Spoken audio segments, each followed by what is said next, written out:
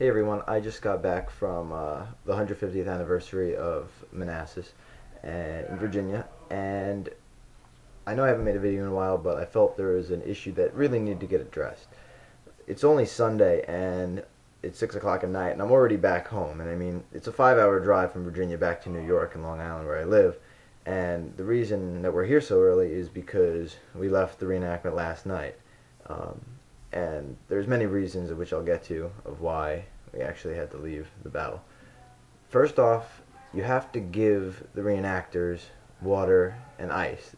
This weekend was had record-setting temperatures all over the United States, and down in Manassas it was 100 degrees each day, and I got there on Thursday, and it was had a heat index of 115 degrees, which is absolutely beyond what any human can handle without being properly hydrated. We had two people die at the reenactment, and yet we still were not receiving water for about 5 hours. The battle had ended at around noon, and water was not received until near 5 o'clock at night in the afternoon. And the police then came, and we had people going delirious. We had people passing out. Our colonel passed out. I mean, our entire battalion had to drop out of the event because we did not have enough water.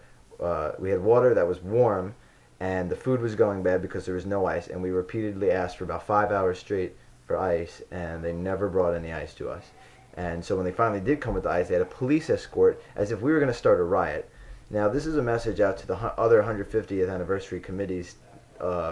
Gettysburg, Fredericksburg, whoever else is running the 150th events, to make sure that you are properly supplied, to make sure the reenactors are kept in proper health. Because without the reenactors, there is no reenactment, and you're losing all the money that you're making off of this. And I mean, you shouldn't be doing it for the money, but obviously Prince William County of Virginia was clearly trying to just use this for making money.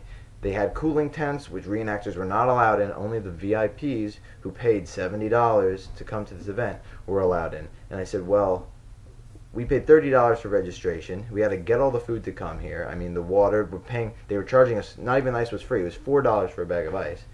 And we had to buy brand new blue uniforms, at least our regiment did, because we were presenting Jackson's stone wall. So I wonder how the battle went today with Jackson's entire stone wall not actually at the event because we all left home to go home yesterday. So finally at 5 o'clock when the ice finally got to us, we went over and took some ice, and we're like, we've been waiting for 5 hours. We're not paying $4 for ice because they're just trying to make money off of us. And why are you trying to make money off the people that are volunteering to come to your reenactment? And the police came and almost arrested one of the guys in my unit because he had taken 2 bags of ice. And this guy people were passing out, heat stroke, heat exhaustion, and I mean, 2 people had already died at this point, and they're still treating us like absolute lowlife. And I just think it was really inappropriate, and the police from that county need to get straightened out. I mean, the health department should have been doing something about this. I mean, the nearest place we could have walked to go get cold water or cold ice and even buy it was 1.5 miles from our campsite. And that's just absolutely ridiculous that we'd have to walk 1.5 miles just to get food or water. And I mean, the food's going bad at this point because there's no ice. There hasn't been ice. Everything's melted. People are passing out.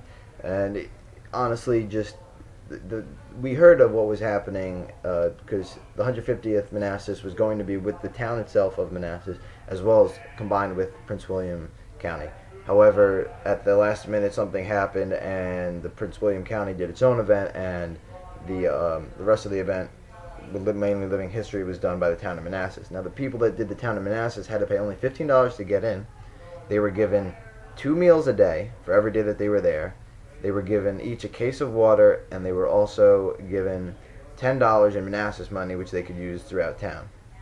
Now, the Manassas event that I went to, which was hosted by Prince William County, were charging people $70 if you wanted to be VIP to get under a shade or get in a cooling area. They said for even spectators, they were not allowed to have coolers, not allowed to have chairs, and they were not even allowed to have a blanket to sit on to watch the event. So you have people boiling in 100-degree weather, and they're just making money off of them, trying to buy ice and drinks and more. And the reenactors now are not even happy because they wouldn't even shuttle us from the camp to where that we can actually get the water or the ice. The ice wasn't coming around. We couldn't even get shuttled to our cars, and they said you're not even allowed to leave. So the event was very poor, and I doubt many people are going to go to the second Manassas if it's run by the same people and it's the same way, because it was absolutely horrible. And I'm going to try and write an article, send an email, just let the county, whoever's in charge. I mean, I don't know who in the county was running this event, but it was really, really pathetic and poorly planned out. And I mean, I just felt like everybody needed to know. So the 150th committees that are coming up, I mean, we really want to enjoy these next 5 years and make these events count, and we could use like the support of everybody. So thanks for watching, and I'll keep you updated on how this goes. But I mean, I haven't really been able to make too many videos because I've been away at college. But you know, these events are really significant to history, and they should be thought about a lot more. All right, thanks everybody. See ya.